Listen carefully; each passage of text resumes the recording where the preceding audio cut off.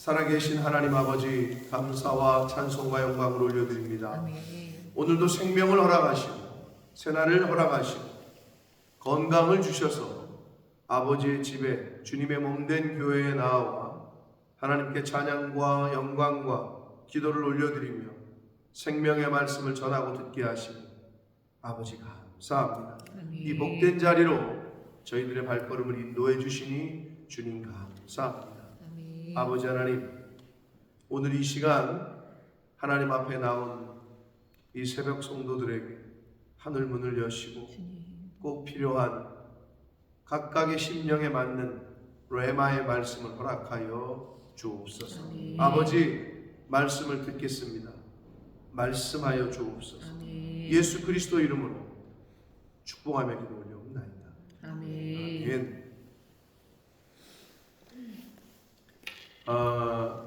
오늘 4장은 어떤 의미에서 의미가 있냐 하면 여선지자의 이야기입니다. 드보라. 당시의 문화권에서는 여자가 한 인격체로 존중을 받지 못하던 때란 말이에요. 근데 여자 선지자가 성경에 나온다. 성경에 보면 예수 그리스도의 족보에도 여자들이 등장을 하고 여선지자 드보라 뿐만 아니라 출애굽기 15장에 여선지자라고 일컫는 사람들이 몇 명이 나오는데 출애굽기 15장에 미리암, 열왕기하 22장에 홀다, 그리고 느헤미야 6장에 노아디아, 누가복음 2장에 안나, 이런 분들이 이제 여선지자라고 일컬음을 받았던 분들입니다. 그리고 예수 그리스도의 족보에는 이방인 여자까지도 기록이 되어 있고, 그러니까 성경은 하나님께서는 남녀 차별을 말씀하신 건 아니었고 이 당시에 이스라엘의 문화권이 그랬었다는 거예요. 근데 예수 그리스도께서 그리고 성경의 전체적인 흐름은 남녀가 공이 하나님에게 쓰임 받는다면 쓰임 받을 수 있는 거죠.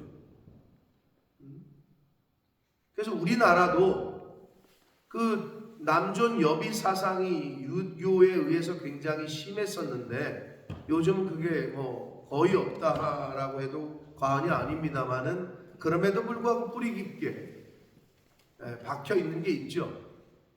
똑같은 일을 하고 똑같은 연차인데도 남자가 월급이 더 많고 여자가 적다.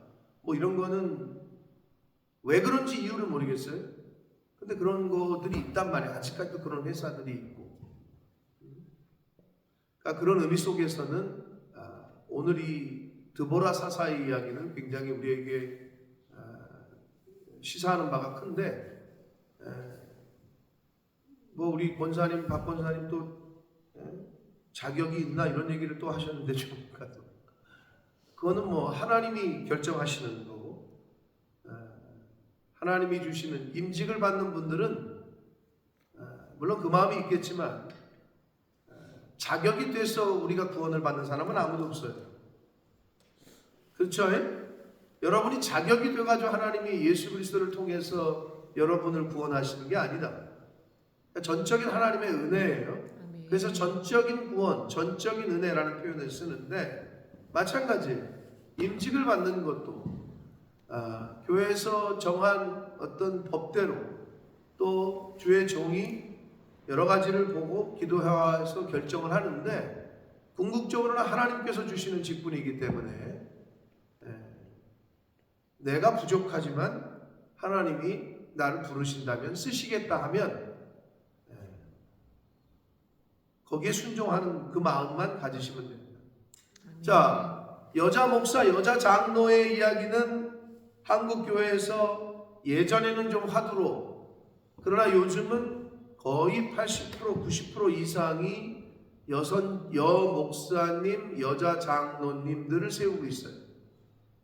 그 이제 백그라운드가 이제 여자 선지자들을 하나님이 세우셨고 여선지자들을 하나님이 쓰셨기 때문에, 근데 이유가 없단 말이죠. 왜 주의 종으로 부르심을 받는데 여자면 안 되는 이유가 어디 있냐는 거죠. 그런 차원에서 근데 우리나라가 영국이나 미국보다도 더 약간 뭐 늦게 된 게 사실이 보수적이라는 뭐가 보수냐 이거예요. 여자 장로, 여자 목사 안 시키면 보수예요? 그렇지 않다는 거예요. 뭐를 지키냐 이거예요. 우리가 하나님의 말씀을 지키는 거지 세상의 문화와 유행과 풍조를 지키는 건 아니에요. 그러니까 보수가 지킨다 이런 말이거든요. 그러니까 우리가 하나님의 말씀, 진리를 지키는 거지 세상의 관념과 전통을 지키는 건 아니다. 그런 차원에서 여자 사사인 드보라가 어떤 역할을 했는지 한번 보도록 하겠습니다. 자, 4장 1절입니다. 에웃이 죽으니, 에웃이 누구예요? 에웃이 그 앞장에 나왔던 3장에 나왔던 그 선지자인데 80년 동안 모압의 손에서 구원하고 나서 80년 동안 이스라엘에게 평화를 안겼던 지도자였어요. 근데 80년 정도 지나니까 이스라엘이 또 여기 또라는 말이 또 나오는데 이스라엘 자손이 또 여호와의 목전에 악을 해요. 자, 사사기는 그 패턴이라 그랬어요. 범죄하고 하나님이 징계하고 그들이 회개하고 다시 구원하고 다시 그들이 재범죄하고. 근데 이 패턴이 어떤 패턴이다? 우리 인간의 패턴이다. 인간의 죄성의 그 전형적인 모습이에요. 물론 깨닫고 회개하는 것도 하나님의 은혜예요. 세상 사람들은 진리를 들어보지 못했기 때문에 하나님의 말씀을 복음을 들은 적이 없기 때문에 하나님께 회개라는 걸 할 수도 없어요. 하나님께 용서해달라고 기도도 할 수가 없어. 왜? 하나님과의 그런 관계가 없기 때문에. 그러니까 그건 차치하고 예수 믿는 사람인데 구원의 은혜를 입었는데 그러면 예수 믿는 사람답게 살아야 되는데 또 범죄한단 말이에요. 그러면 또 범죄하면 하나님이 하나님의 자녀니까 그냥 둘 수가 없어. 그러니까 회초리를 들어. 그럼 회초리 맞고 또 다시 회개해. 그럼 하나님이 또 불쌍히 여겨서 다시 은혜를 주셔. 그러면 그 은혜에 받은 은혜에 감사해서 그렇게 살아야 되는데 이스라엘 백성들처럼 또 범죄. 그게 저의 모습이고 우리 사람의 모습. 근데 이 횟수를 얼마큼 줄이느냐, 얼마큼 줄여가느냐가 이제 우리가 이 땅에서 하는 삶인 거예요. 그래서 이 세상은 일터요 훈련장인 거지. 나를 자꾸 훈련해 나가면서 나를 자꾸 옛사람을 죽이는 훈련, 그런 일을 하는 거예요. 그게 영적인 의미에서 하나님이 우리에게 생명과 시간을 주시는 이유라. 그러니까 나의 못된 습성을 죽여나가는 거지. 오늘 하루 더 꺾고 10번 화내던 거 5번으로 죽이고 10번 남 미워하던 것 죽이고 그걸 자꾸 줄여나가는 거예요. 그 횟수를. 또 범죄했어요. 악을 행했어요. 그랬더니 하나님께서 가나안 왕 야빈, 하솔에서 통치하는 가나안 왕 야빈의 손에 그들을 파셨으니 그의 군대 장관은 하롯의 학고임에 거주하는 시스라다. 이렇게 되어 있는데 하솔에서 통치하는 가나안 왕 야빈이라는 얘기는 이 가나안 왕 야빈은 하솔이 어디냐? 가나안 땅의 북쪽 지역이야. 어디에 나오냐 하면 여호수아 11장에 나와. 즉 여호수아가 가나안 땅 정복 전쟁을 할 때에 이미 그 가나안 왕 야빈이라는 말은 어떤 한 사람이 아니라 그 가나안 땅 북쪽 지역을 통치하던 왕의 명칭이야. 왕의 명칭. 그러니까 그 당시 여호수아 11장에도 야빈이라는 말이 나와. 근데 그때 이미 정복을 했어. 근데 어떻게 이렇게 100년 정도거든요. 여호수아가 죽은 후에 지금 요때가. 그럼 100년 만에 또 나오느냐? 그 말은 뭐야? 완전히 진멸하지 못했던 거지. 산속으로 도망가고 골짜기로 숨어있던 애들을 완전히 진멸 못하고 숨어 살았는데 한 100년이 시간이 지나면서 이스라엘이 보니까 이것들이 허당이네. 자기네가 좀 이제 나와가지고 산속에서 내려와가지고 좀 힘 좀 써도 되겠네. 이러면서 세력을 키운 거야. 그러니까 여호수아 때에도 완전히 진멸이 못했던 거예요. 그러니까 살아남은 잔당이 세력을 키워서 100년 만에 가나안 땅 지역에서 힘을 키워서 이스라엘을 다시 괴롭히기 시작했던 거죠. 물론 그 배후에는 하나님의 역사적인 그 손길이 있었던 거죠. 이스라엘을 그들에게 붙이셨어요. 파셨다 이렇게 표현이 되어 있어요. 그러자 3절 보시면 야빈 왕은 철병거가 900대래. 철기로 만든 병거가 900대. 이스라엘은 아무것도 없었어요. 맨날 양이나 칠 줄 알았지. 아무것도 없단 말이야. 그러니까 이건 잽이 안 되는 거야. 오늘날로 말하면 보병 소총하고 탱크 900대하고 싸우는 거야. 이건 게임이 안 되는 게임인 거지. 철병거가 900대. 그래서 20년 동안 이스라엘 자손을 심히 괴롭혀요. 학대하고. 그러니까 최초에 가나안 땅 진격할 때 진멸하라. 하렘의 이 명령을 수행했어야 되는데 여호수아 당시에도 그걸 못했다. 완전히 뿌리 뽑았어야 되는데 이 암세포를 완전히 뿌리까지 뽑아야 되는데 이렇게 대충 뽑은 거예요. 그러니까 나중에 또 전이가 되고 이렇게 되는 거예요. 그것처럼 그런 거예요. 지금 그 모습을 보여줘요. 그래서 이스라엘 자손이 힘들다고 하나님께 부르짖죠. 염치도 없지, 그지? 또 범죄하고 또 구원받고. 그런데 우리랑 똑같아요, 그지? 네. 염치 없는 건 우리랑 똑같아요. 예나 지금이나 인간이 똑같아요. 하나님께 부르짖죠. 그랬더니 하나님께서 그때에 랍비돗의 아내인 여선지자 드보라를 이스라엘의 사사로 세워요. 그랬더니 이 여선지자 드보라가 에브라임 산지 라마와 베델 사이 드보라의 종려나무 아래에 거주했다 이렇게 되어 있잖아요. 종려나무긴 난 종려나무인데 드보라의 종려나무래. 이게 무슨 말이냐? 사사는 재판하고 심판하는 거잖아요. 구분해주는 역할을 했던 일이에요. 지도자예요. 그러면 드보라가 늘 앉아있던 그 자리. 근데 거기 보니까 종려나무가 있는 거지. 그러니까 거기를 사람들이 뭐라고 그랬냐? 드보라의 종려나무라고 불렀어. 그러면 그곳에 가면 뭐 하는 거야? 시시비비가 붙었을 때 그 드보라의 종려나무로 찾아가는 거지. 왜? 거기가 재판소야. 글로 가가지고 재판을 받자 이런 의미야. 그러니까 드보라의 종려나무 아래에 거주하고 있었고 이스라엘 자손은 그에게 나아가 재판을 받더라 이렇게 돼 있어요. 자, 그런데 어느 날 6절 드보라가 사람을 보내요. 아비노함의 아들 바락을 납달리 게데스에서 불러다가 그에게 이르되 이렇게 돼 있잖아요. 근데 당시에 드보라가 있던 지역에서 아비노함의 아들 바락이 살던 게데스라는 지역은 이 납달리 지파 지역인데 굉장히 멀어요. 그런데도 여선지자인 사사가 부르니까 그 먼 곳에서부터 달려온 거예요. 예, 당시에 이 드보라의 위상을 엿볼 수 있는 거예요. 그러니까 굉장히 먼 곳이야.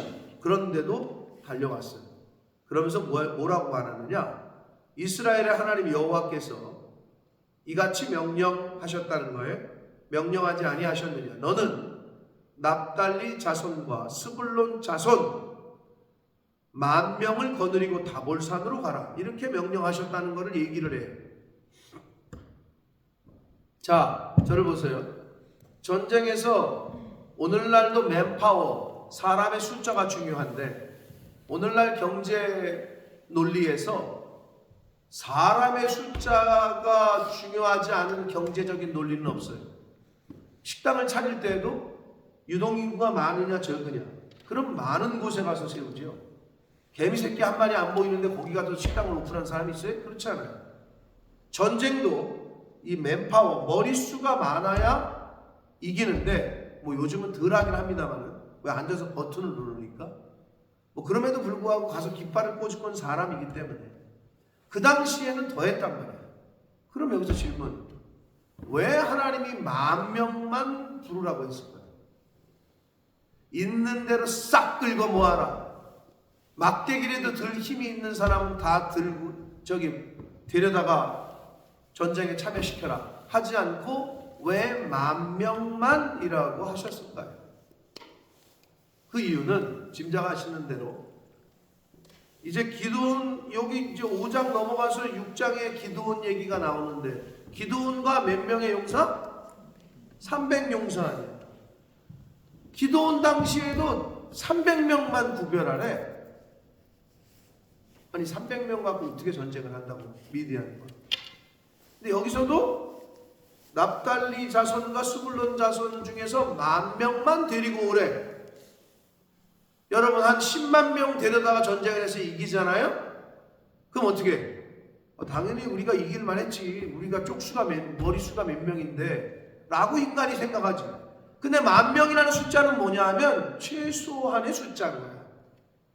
그러니까 그들이 생각할 때 아니 이 10,000명 갖고 어떻게 전쟁을 합니까? 우린 갔다가 다 죽습니다. 할 만한 숫자. 왜 그랬을까? 그래야 그 전쟁에서 이기면 하나님이 이기게 하셨구나. 이 숫자를 어떻게 이겨? 아니 이걸로 어떻게 우리가 승리를 했지? 라고 할 수 있는 숫자가 10,000명입니다. 그러니까 너희들의 힘으로는 되지 않는다라는 의미가 담겨 있는 게 10,000명이라고 제안한 숫자의 교훈입니다. 그러자 7절, 내가 야빈의 군대장관 시스라와 그의 병거들과 그의 무리를 기손강으로 이끌어 내게 이르게 하고 그를 내 손에 넘겨주리라 하셨다 라고 하나님의 말씀을 전했어요. 누가? 사사두보라가. 자 8절 봅니다. 다시 한번 같이 읽겠습니다. 시작. 바락이 그에게 이르되 만일 당신이 나와 함께 가면 내가 가려니와 만일 당신이 나와 함께 가지 아니하면 나도 가지 아니하겠노라 하니. 자 저를 보세요. 상수 8절이 포지티브야 네거티브야?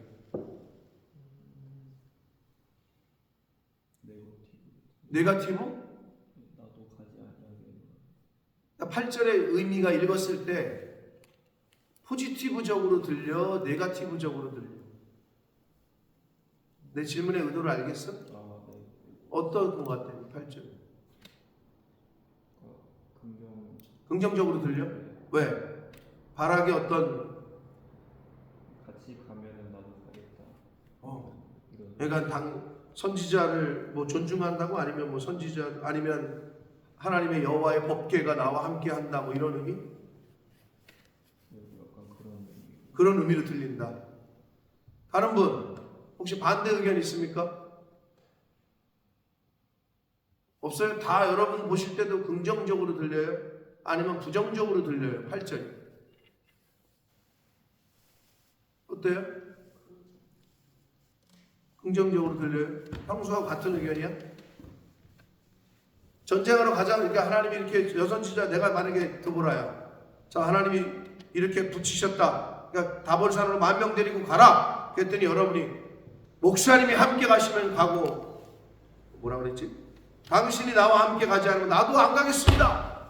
이랬다는 거야. 부정적이야? 긍정적이야? 그러니까 의지해서 그럴 수도 있고 혼자 가자니 무서워서 같이 가자고 했을 수도 있고 부정적인. 양쪽을 다 얘기하면 어떻게 해? 지금 이 느낌이 어떠냐고. 선생님 어때요? 긍정적인 것 같아요? 자, 왜 부정적이냐?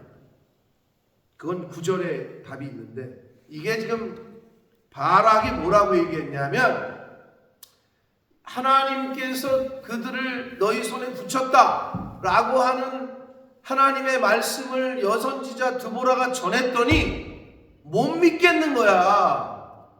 하나님이 이렇게 말씀하셨다 그러면, 아 그래요? 그럼 그 말씀 붙잡고 가겠습니다. 가야 되는데 좀 이상한데, 당신이 나와 함께 가면 내가 가고 당신 안 가면 나도 안 갈 거야. 이렇게 얘기하는 거야. 하나님의 말씀이다 라고 했으면 그 말씀을 믿고 가야 되는데, 그래? 근데 당신은 여기 있으면 안 되고, 당신이 가면 나도 쫓아가고, 당신이 눈에 보이는 여선지자가 앞에 가면 나도 갈 거고 안 가면 안 가겠다 이거야. 이게 우리에게 있는 거예요. 이게 뭐랑 차이가 나는 줄 알아요? 백부장의 믿음과 차이가 나요. 내 하인이 병들었습니다. 그랬더니 주님께서 뭐래?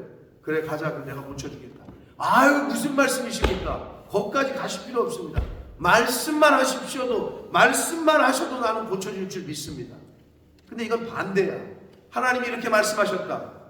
다볼산으로 너희들 10,000명만 데리고 가면 하나님이 그들을 너희 손에 붙였다. 이렇게 말했거든. 근데 이 바락이 볼 때 찝찝한 거야. 그 말만 붙잡고는 못 가겠는 거야. 여선지자 당신이 함께 가면 나도 가고 안 가면 나 못 가겠어. 그랬더니 9절 이르되, 약간 하나님의 어떤 눈높이 교육이죠. 오케이, 내가 반드시 너와 함께 가겠다. 이런 믿음 없는 놈을 만나. 야, 너 절로 가. 너 자르고 다른 놈 데리고 와. 이게 아니라 알았어. 내가 너와 함께 가겠다. 그러나 내가 이번에 가는 길에서는 영광을 얻지 못한다. 응? 이는 여호와께서 시스라를 바락의 손에 넘긴 게 아니라 여인의 손에 파실 것이다 하고 드보라가 일어나 바락과 함께 게데스로 갔다. 그 여인은 자 4장 17절 보세요. 17절 보세요. 성경 4장 17절. 네. 4장 17절 뭐 내일 말씀인데 보세요. 한번 읽겠습니다. 17절 시작.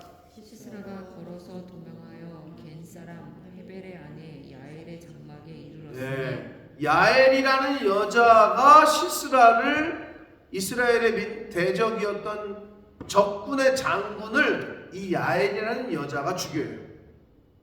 그러니까 바락에게는 그 시스라 적군의 장군을 죽이는, 전쟁에서 상대편 장군을 죽이는 것만큼 큰 무공이 어디 있어요? 훈장이 어디 있어요? 그런데 그거를 바락에게는 허락하지 않고 너에게는 영광을 이번에는 네가 얻지 못할 거다. 한 여인에게 하나님이 넘기셨다. 이렇게 얘기를 합니다.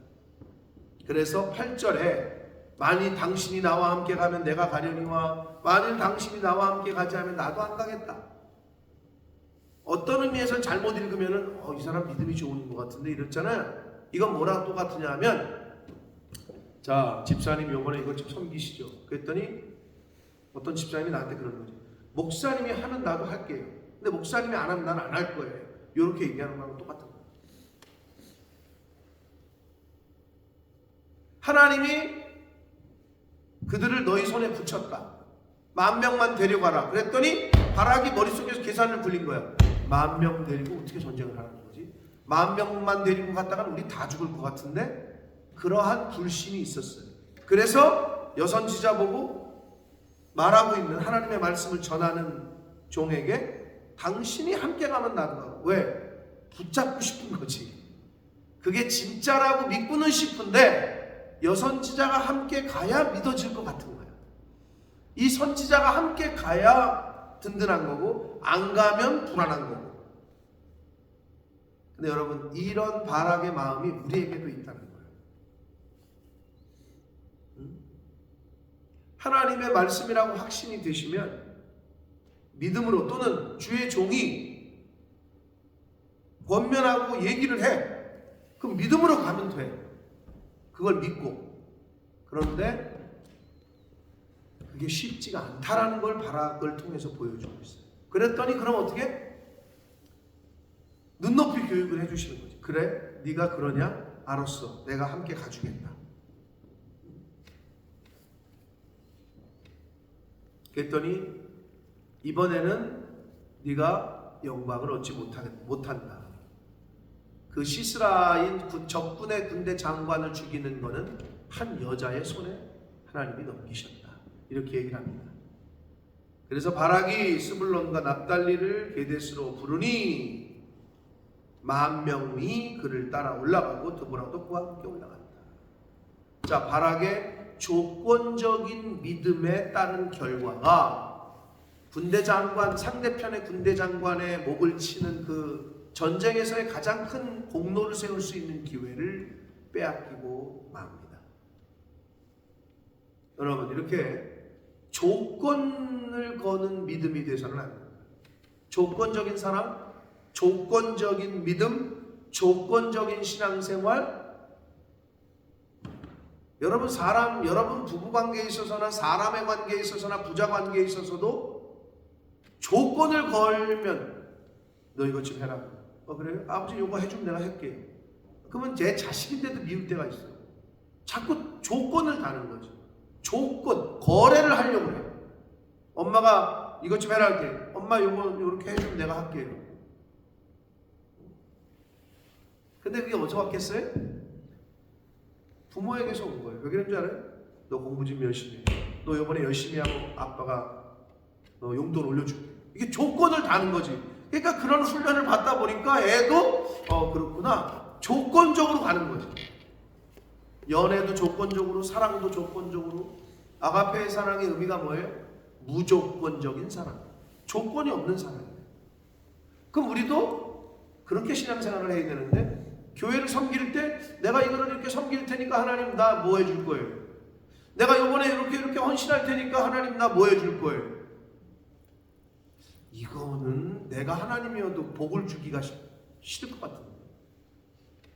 인간관계에서도 그렇지 않아요? 자꾸 친구들 관계에서도 자꾸 조건을 따지는 관계. 세상은 그걸 뭐라고 표현해요? 세상에서는 give and take. 저쪽에서 줬어? 줬으니까 나도 하나 줘야지. 그럼 안 주면 나도 안 주지. 근데 하나님은 그게 아니에요. 여러분이 뭘 하나님께 드렸길래 하나님이 독생자를 죽이셨을까? 우리가 뭘 했길래 하나님이 독생자 예수 그리스도를 이 땅에 보내셔서 십자가에 죽게 하셨을까? 하나님을 위해서 목숨을 바쳤나?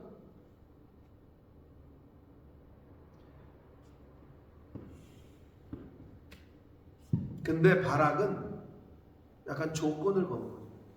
당신이 나와 함께 가면 이라는 조건. 기도원도 비슷했죠. 사사로 불렀어. 나는 못합니다. 그랬더니 이 기도원이 하나님 앞에 불렀더니 나는 이것도 부족하고 이것도 부족해서 못한대.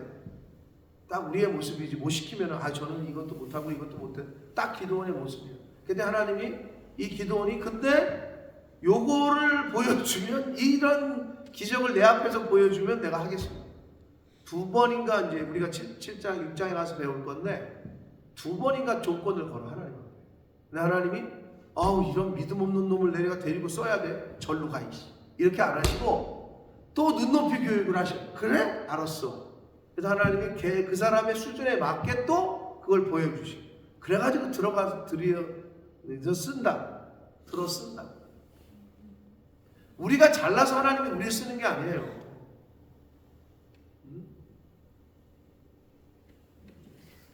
하나님이 쓰시고자 할 때는 아멘 하시고 그냥 순종하시면 됩니다. 근데 이게 잘 안 돼요. 바락처럼, 미디안처럼 조건을 따져. 그리고 자기 눈에 볼 때 안 이루어질 것 같고 안 될 것 같거든. 이해는 해. 우리의 머릿속에 우리의 생각으로는 전혀 이루어지지 않는 일이거든. 아니 바다가 갈라질 줄 우리가 어떻게 생각을 했냐고. 하늘에서 뭐가 떨어질 줄 우리가 어떻게 아냐고. 비나 떨어질 줄 알았지. 만나 같은 게 무슨 메추라기 같은 게 고기 덩어리가 막 떨어진다는 게 우리의 머리로 상상이 되냐고. 무슨 성을 7바퀴 돌면 무너진다는 생각을 어떻게 하냐고. 즉 우리의 생각으로는 할 수 없다고. 근데 자꾸 내 머리로 하나님을 재려고 해. 이게 우리 인간의 연약함이고 어리석음인데 성경을 통해서 우리에게 교훈하시는 거야. 그러니까 네 생각으로 하지 마라. 너는 못해. 못한다니까. 사도 바울이 뭐라 그랬어요? 빌립보서 4장 13절에 빌사일상 내게 능력 주시는 자 안에서 내가 모든 걸 할 수 있다. 그게 그 말이라고. 나는 못하지만 내가 나에게 능력을 주시는 자 안에 있을 때, 말씀 안에 있을 때, 하나님 안에 있을 때, 주 예수 그리스도 안에 있을 때 나는 모든 걸 할 수 있다. 라고 고백했던 거예요. 나는 못하지.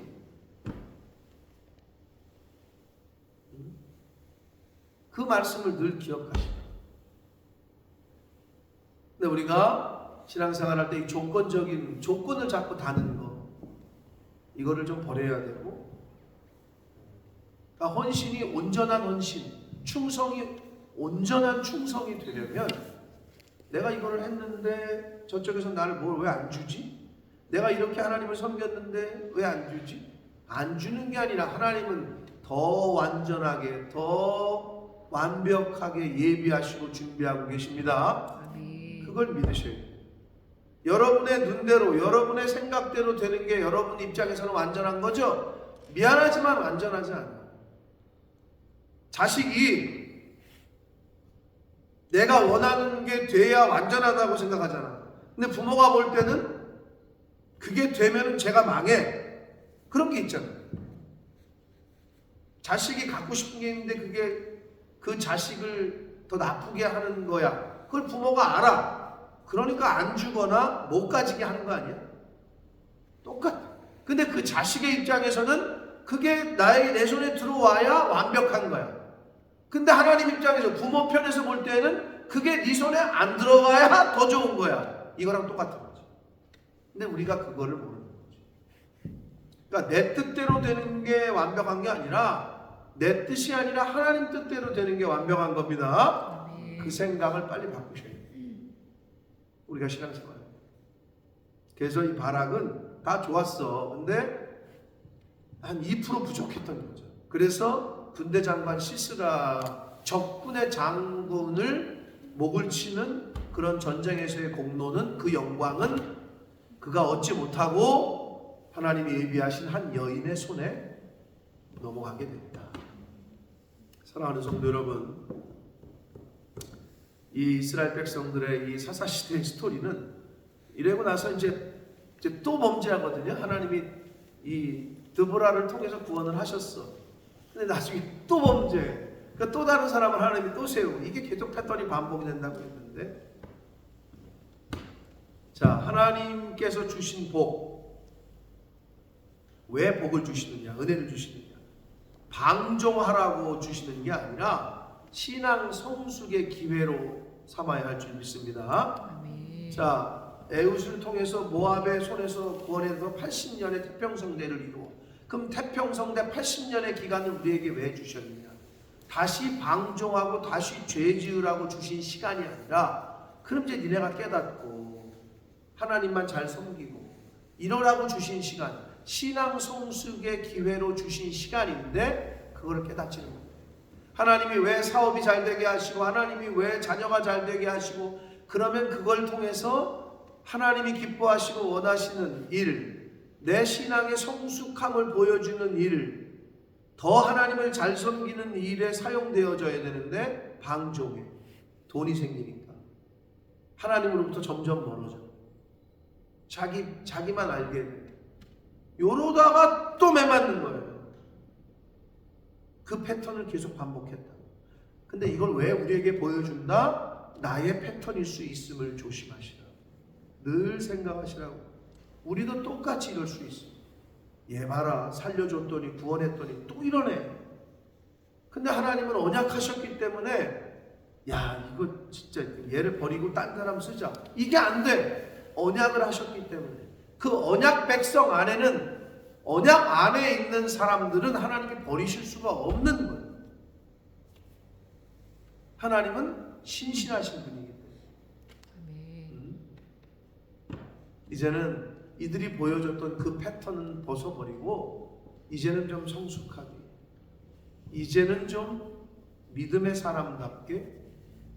여기서 딱 좋았던 건 뭐냐 하면, 하나님이 너희 손에 넘겨주리라 라고 말씀하셨다. 그러니까 너 가라. 그랬더니 바락이 알겠습니다, 가겠습니다 하고 갔으면 되는데, 뭐라고 얘기한다고? 그 말을 전하고 있는 여선지자 보고, 그래요? 당신이 나와 함께 전쟁터로 가면 나도 가고, 당신 안 가면 나도 안 가겠어. 이 모습이 우리에게 있다는 거죠.